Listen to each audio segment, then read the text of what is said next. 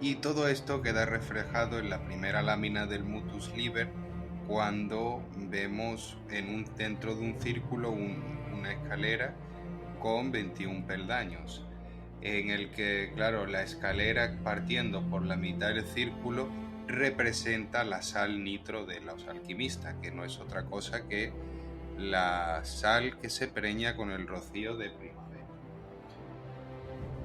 También tenemos, gracias a que pone Mutus Liber in quota men, justo por la mitad, en el horizonte, esas letras, que lo que hace es una especie de cruz junto a la escalera metido en un círculo, que en alquimia una cruz significa la fijación, es decir, esas sales volátiles que no se pueden ver en el aire se manifiestan en la bruma blanca del rocío mediante un agua, y por lo tanto mediante esta agua ya la podemos fijar para transformarla en una tierra, y eso es lo que significa la fijación, ¿no? Los procesos con los que se trabaja en alquimia con esa sal nitro, que es la materia prima de la piedra filosofal.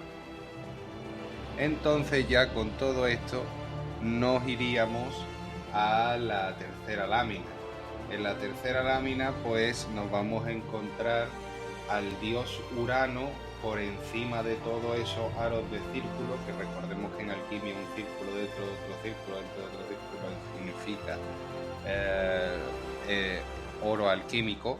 Es decir, el oro te está diciendo cómo vamos a hacer el oro. Pues muy bien, veis por todo el dibujo, es como esa neblina en el aire de color oscuro. Pues eso es lo que van a representar, son los orbes que se adhieren al rocío de primavera. Y claro, como tenemos al dios Urano cogido con un cetro, que quiere decir que tiene el conocimiento, y encima subido en un águila, que por excelencia es el rey de lo volátil, de lo que no se puede coger.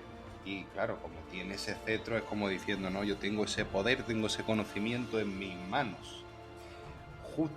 Y eso está por encima de todos los aros que se ven. Justo en el primer aro tenemos la diosa Afrodita. Sabemos que es Afrodita porque tiene al lado un pavo real con la cola abierta, que quiere decir los meses primaverales. Y si nos fijamos en los atuendos de Afrodita, pues tiene, bueno, esa especie de túnica en la cabeza que solía representarla.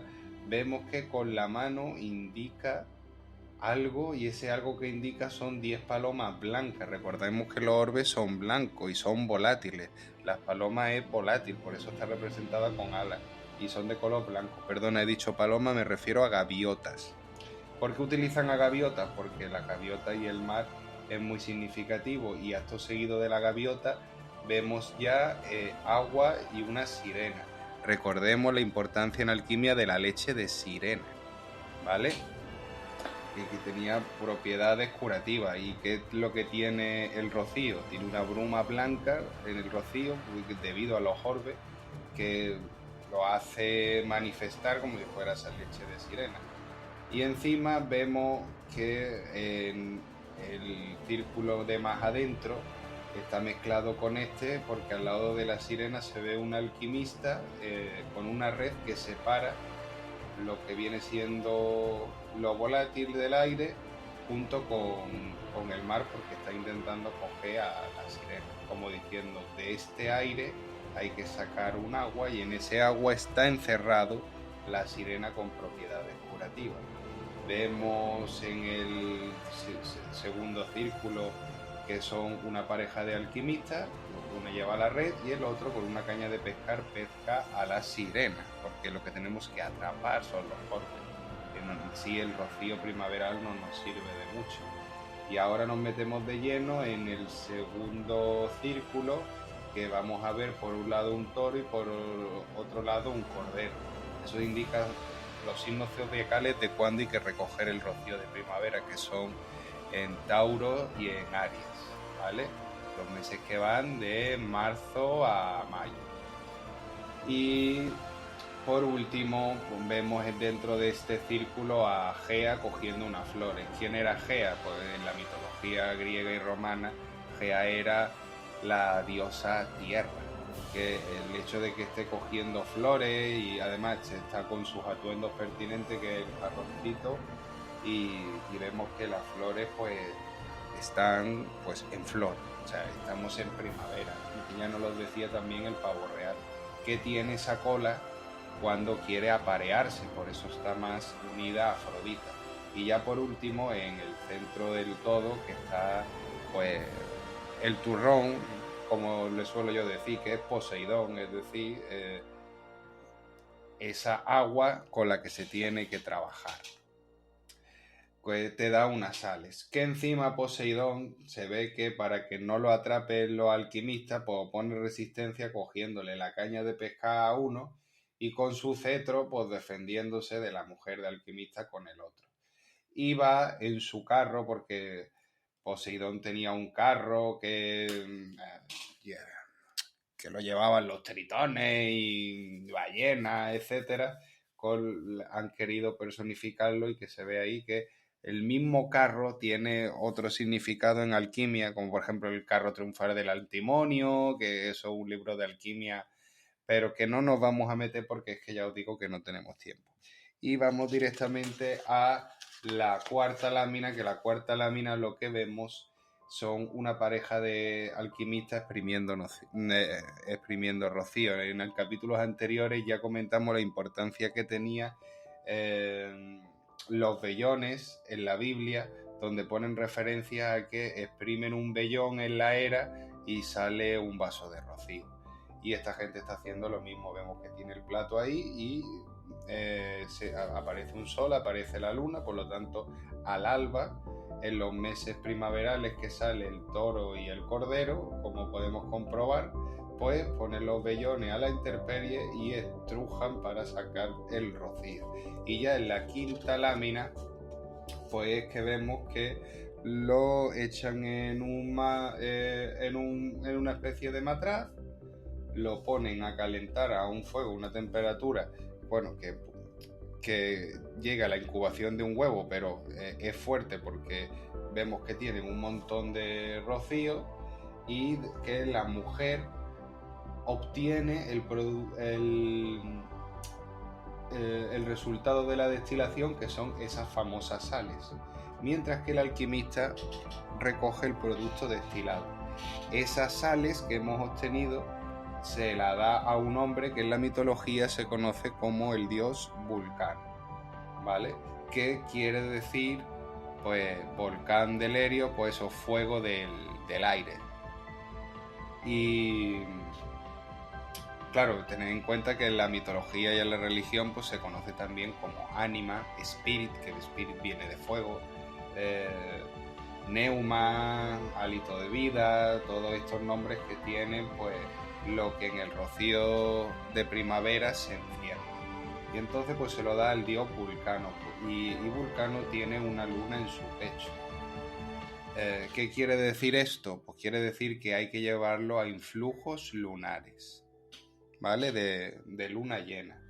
Y pues el resultado de ese matraz nos lo llevamos a luna llena y el producto destilado vemos que lo meten en un sitio donde le dan calor, muy oxigenado todo, y con un porcentaje de agua y el frasco a la mitad para que se oxigene bien, y vemos que es un calor fuerte pero que realmente no es tan fuerte, ya que está sometido, o sea, está muy lejos de donde se pone el fuego. Y vemos una inscripción que pone 40, que nuestra teoría es que son los días que hay que esperar para obtener ese licor, que ya hablamos del rocío en el anterior podcast, y que se puede conseguir tanto barriles de roble, como deja bien claro la Biblia en el paisaje de las aguas de Marga, o mediante una oxigenación con una temperatura leve. Así que, y esto, como he dicho ya anteriormente, se recomienda hacerlo en doble globo. Entonces, después de esos 40 días, si lo dejáis más, mejor. Cuanto más, mejor, porque así está como no no consigáis ese licor con esa tonalidad oscura, después no vais a conseguir llegar al segundo régimen de la obra. Y entonces con esto pues ya tendríamos acabado el primer régimen de la obra, o el régimen de Poseidón, en la que se necesita coger el rocío y destilarlo con esas sales.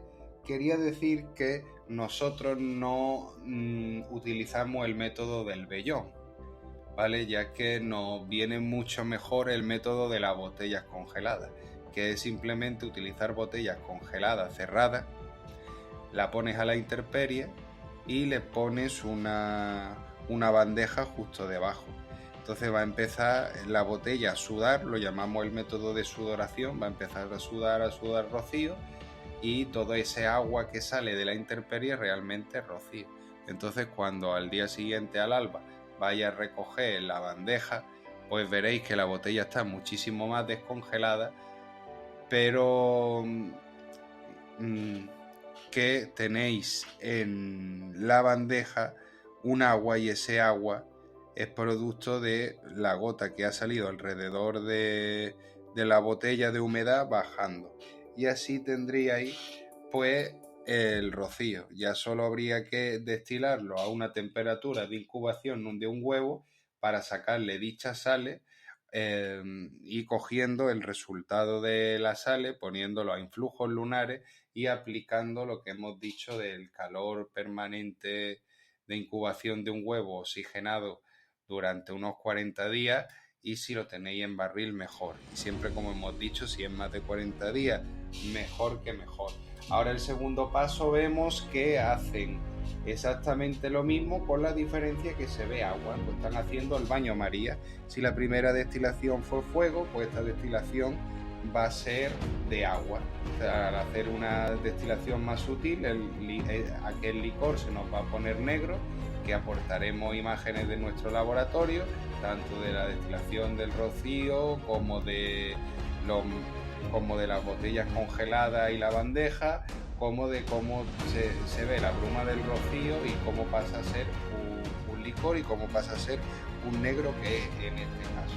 Y vuelta a recoger el producto destilado y se lo llevan al dios del sol, que veis que tiene el arco y los atuendos, que este sería el dios Apolo, y está al lado de una ventana. Siguiendo la mitología y la cultura y el folclore, sabiendo que la palabra rosetón viene de rosa, que en la iglesia suele manifestarse en una flor, y que lo que da es una luz translúcida, y que los textos clásicos de alquimia nos dicen que tenemos que proceder en este régimen con sutil artificio, pues se refiere a que la luz translúcida deja pasar más la luz y menos el calor, por lo tanto nuestra materia no se nos estropea, porque podría estropearse, como ya me ha pasado cuando lo he intentado poner con luz directa. Entonces necesitamos buscar una luz translúcida como la que nos dan los rosetones de la iglesia. Esto lo descubrimos porque, como nosotros vivimos en una iglesia, pues nos acabamos de dar cuenta de aquello. Y vemos cómo pues ponen los alquimistas el